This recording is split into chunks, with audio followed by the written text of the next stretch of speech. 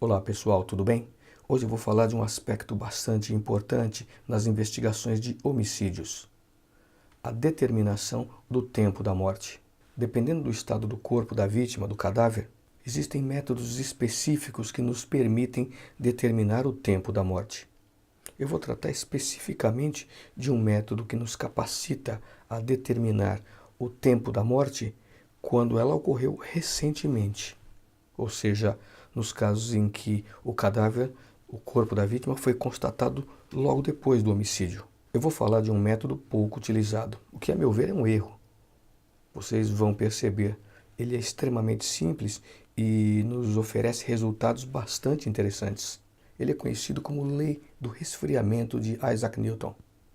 Isaac Newton desenvolveu esse método anonimamente no princípio do século XVIII, 1701, 1702, aproximadamente, é o que consta na literatura. Ele se baseou no princípio de que a taxa de diminuição da temperatura de um corpo é proporcional à diferença entre as temperaturas desse corpo e do meio ambiente. Baseado nessa premissa, ele montou todo um arcabouço matemático que nos permite, até hoje, com boa precisão e, como eu disse, de maneira bastante simples, determinar quanto tempo decorreu desde o momento da morte, propriamente dito. Eu vou mostrar como Isaac Newton pensou a sua equação e depois, para que não haja nenhuma dúvida, eu vou aplicá-la através de um exemplo prático. Vocês vão ver que é muito interessante. Vamos lá então. Isaac Newton verificou que a taxa de diminuição da temperatura de um corpo é proporcional à diferença de temperaturas entre o corpo e o meio ambiente. Então, considerando que a taxa de diminuição da temperatura no tempo é a derivada da temperatura em função do tempo, podemos escrever que derivada da temperatura em função do tempo é igual a menos uma constante multiplicada pela temperatura do corpo menos a temperatura ambiente. Ou, simplesmente, dT/dt é igual a menos K Tc menos Ta. Uma equação diferencial ordinária, bastante simples.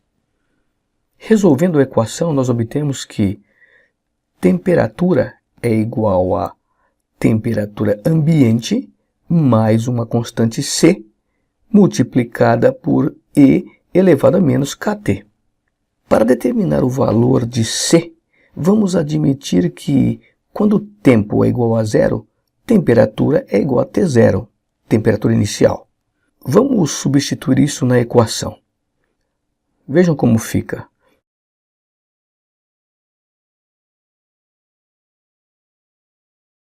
E elevado a zero é 1, então C é igual a T0 menos Ta. Perfeito, pessoal. Então, substituindo C naquela equação inicial, nós temos que T em função do tempo é igual a temperatura ambiente mais T0 menos Ta multiplicado por E elevado a menos Kt. A partir dessa equação, nós temos condições de determinar o horário da morte de uma pessoa, evidentemente, se a temperatura de seu corpo ainda não atingiu a temperatura ambiente. Vamos resolver um exemplo. Supondo que o corpo de uma vítima de homicídio foi encontrado às 3 horas. Sua temperatura foi medida e verificou-se que era de 30 graus. No mesmo horário, a temperatura ambiente era de 20 graus. Quando os peritos chegaram à cena, às 5 horas, 2 horas depois, portanto, constataram que a temperatura do corpo era de 23 graus. Bem, a equação é aquela que nós conhecemos. Primeiramente, vamos determinar o valor da constante K.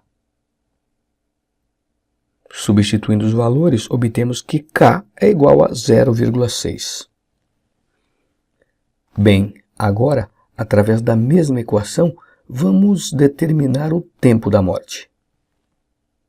Substituindo os valores iniciais na nova equação, evidentemente, considerando que a temperatura no momento da morte era 37 graus, nós temos que o tempo da morte é de 0,88333 horas, ou aproximadamente 53 minutos.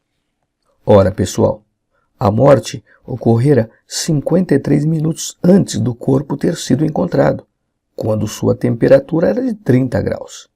Então, o homicídio, de acordo com a lei do resfriamento de Isaac Newton, aconteceu próximo das 2h07. Bem, pessoal, vocês verificaram que o método é bastante simples e vocês podem utilizá-lo, claro. Vocês têm que ter ciência, isso é elementar, das limitações que ele apresenta. Conhecendo essas limitações, que eu vou dizer agora muito basicamente, são bastante simples, vocês podem utilizá-lo, que ele fornece resultados bastante satisfatórios. Mas vejam, primeira limitação, ele só é satisfatório quando o evento morte ocorreu há pouco tempo.